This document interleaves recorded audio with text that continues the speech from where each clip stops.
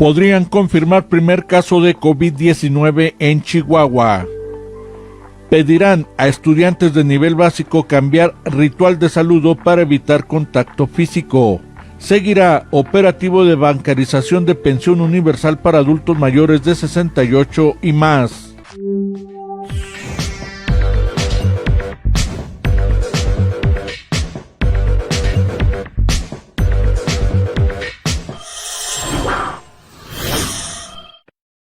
Las autoridades de salud en el estado se encuentran a la expectativa sobre el resultado de los exámenes practicados a una persona sospechosa de portar el coronavirus COVID-19, ya que se podría convertir en el primer caso en la entidad. De epidemiología y promoción y prevención de la salud, vamos a estar viendo qué avances ha habido en la evolución, pues por lo pronto en nuestro estado, y compararla con otras entidades federativas. Hasta este momento no existe ningún caso positivo. Eso no quiere decir que dentro de 1 hora o 3 horas pudiéramos detectar algún primer caso en el estado de Chihuahua.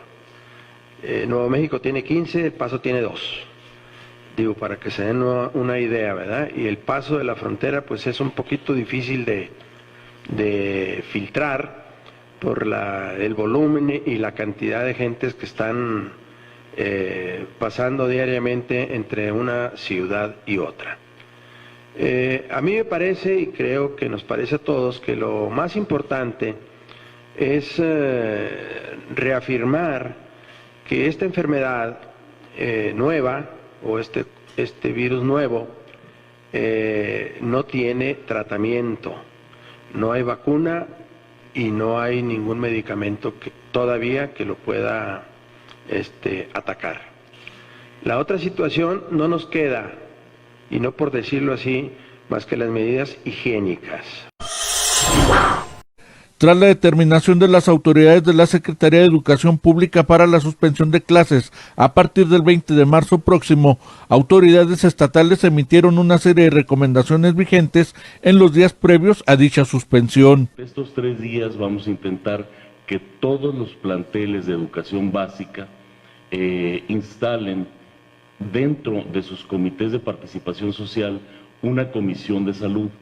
La comisión de salud en algunos casos ya existe, sobre todo en los planteles grandes, pero se va a tratar de generalizar la existencia de este comité de salud que estará integrado por los maestros, los directivos y los padres de familia de estas escuelas, y fundamentalmente lo que tendrán es como obligación instalar lo que se van a llamar los filtros de prevención.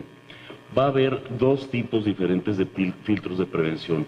Uno que podríamos llamar de salida, que el acuerdo secretarial llama de corresponsabilidad con los padres de familia, que consistirá en que los papás o los tutores harán una revisión de los niños y de las niñas antes de ir a la escuela, es decir, antes de abandonar el hogar, y ese filtro lo que fundamentalmente hará es asegurarse que los niños hayan tenido, vamos a decir, un ritual de higiene lo más completo posible, asegurarse que antes de la salida rumbo a la escuela los niños se hayan lavado las manos con las indicaciones adecuadas, muy bien el protocolo de estornudo en el interior del codo, y que los niños no presenten absolutamente ningún síntoma asociado con alguna enfermedad respiratoria. En el caso de que los papás detectaran un estado de salud no al 100% de los niños, se les va a recomendar que el niño no deje el hogar, no vaya a la escuela, se quede en casa, e inmediatamente hacerlo de conocimiento de una autoridad médica o del médico. El segundo filtro, que sería el de llegada, el de salida desde el hogar, el de llegada al plantel escolar, significará que el director, la directora, miembros de esta comisión de salud estarán, como normalmente sucede en nuestros planteles, dándole la bienvenida a los niños. Si ustedes hacen recorridos por las escuelas, se darán cuenta que normalmente ese ritual de bienvenida en preescolar y en primaria se hace con saludos por parte de los maestros y de los directivos, incluso abrazos. Naturalmente acá lo que vamos a pedirles es que utilicen otras formas de saludarse, solamente desde lejos, con la mano, quizá con el codo. Las escuelas ya están ensayando rituales de saludo que no llevan el contacto físico. Pese a las recomendaciones de autoridades sanitarias para evitar los eventos masivos, la Secretaría del Bienestar no suspenderá los operativos de entrega de tarjetas a los beneficiarios de la pensión universal para adultos mayores de 68 años hasta que se cumplan las metas establecidas para este fin. Que ya no sigan con esas concentraciones de gente tortuosas que hacían horas de fila, que fue mejorado ese esquema durante todo el 2019. Nosotros recibimos un modelo absurdo de cómo se les entregaba el apoyo a los adultos mayores, ya lo estamos evitando. Vamos a bancarizar y darles el derecho a las personas de que tengan su tarjeta bancaria para que ellos en cualquier momento puedan cobrar y hacer uso de la pensión que se les estará depositando. Ya quedaron atrás los tiempos en que las personas mayores las hacíamos batallar, que tenían que venir muy temprano, formarse, están ante las inclemencias del tiempo. Ya vamos a terminar de entregar todas las tarjetas en los próximos días aquí en Ciudad Juárez. Pese a la emergencia que se vive en todo el mundo a consecuencia del contagio masivo del coronavirus COVID-19, el cierre de los puentes internacionales puede resultar una medida de poca utilidad para evitar la propagación del virus. En su lugar, es más recomendable el aislamiento social. Los puentes internacionales es una decisión sumamente compleja que habría que tomarla desde muchos puntos de vista y mover esa pieza con mucha cautela, porque nos puede hacer más daño que beneficio. Ahora, cerrar los puentes quizás no sea una medida del todo útil. De todas maneras, va a haber transmisión del virus por ese cierre. No hay manera de detenerlo, eso es impensable, ¿no? Las medidas que sabemos y que se han estudiado por modelos matemáticos complejos es precisamente el evitar que el virus tenga oportunidad de replicación, y eso es aislamiento y la distancia social. ¿Se podría recomendar a los juarenses no ir a Estados Unidos en este momento?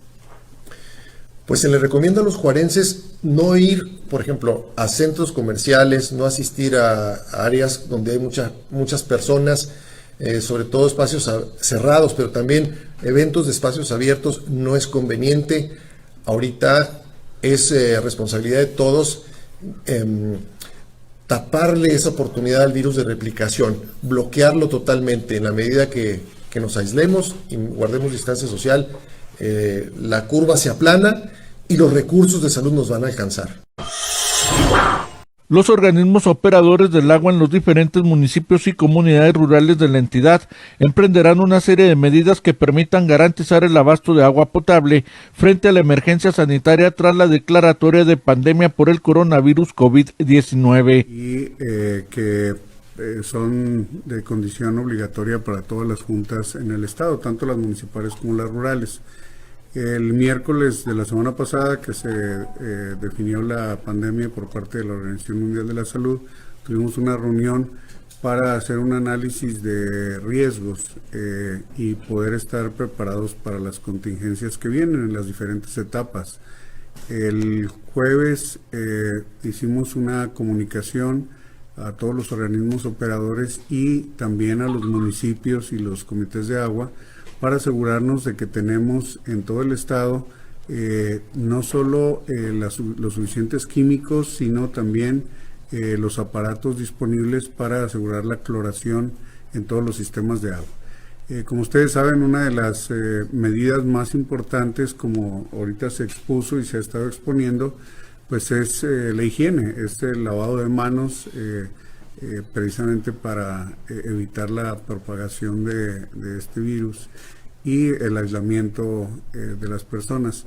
Nosotros lo que vimos en el análisis de riesgo es que el servicio de agua en el estado, precisamente por esas características, se vuelve estratégico que no vaya a fallar o que tratemos de minimizar la posibilidad de alguna falla. Y eso incluye pues una contingencia que pues a nuestros empleados, a nuestros trabajadores, a todos también pudieran, si en caso de que tuvieran que dejar de trabajar, pues que esto no afectara las operaciones de los sistemas de agua para que no falte el agua en ninguno de los sistemas. El subsecretario de Salud, Hugo López-Gatell, dio a conocer las medidas de sana distancia para controlar la propagación de COVID-19 y mencionó que las personas de escasos recursos son la población más vulnerable y a la que hay que proteger. Las medidas de sana distancia las agrupamos en un mismo paquete para que quede claridad cuál es el propósito. El propósito es que las personas no estén en contacto estrecho unas con otras, porque si esto ocurre de manera individual, es una situación bastante manejable, pero si ocurre de manera masiva, puede contribuir a la propagación de la enfermedad.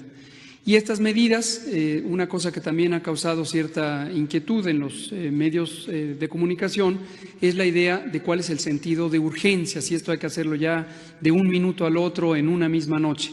Y esto pertenece más a la idea no basada en ciencia. Siempre es deseable empezar a hacer intervenciones, pero hay que hacerlas en el momento en que son más útiles y en el momento en que causan menos alteraciones a la sociedad. Como hemos dicho, nuestra preocupación principal es que en términos económicos, en términos sociales, quienes tienen mayor vulnerabilidad son las personas pobres, las personas que no tienen acceso a distintas riquezas y que viven en el día a día de sus salarios, de sus pequeñas actividades comerciales, y esas son las personas que hay que tener siempre muy en mente, que no se afecten por distintas intervenciones de salud pública o de cualquier otra naturaleza. Entonces, por eso, aunque los medios internacionales nos presentan lo que está ocurriendo en otros países, Italia es uno de los ejemplos más destacados, en donde se busca en esos países hacer estos cierres masivos de todo el país, eso tiene consecuencias gravísimas en las economías de los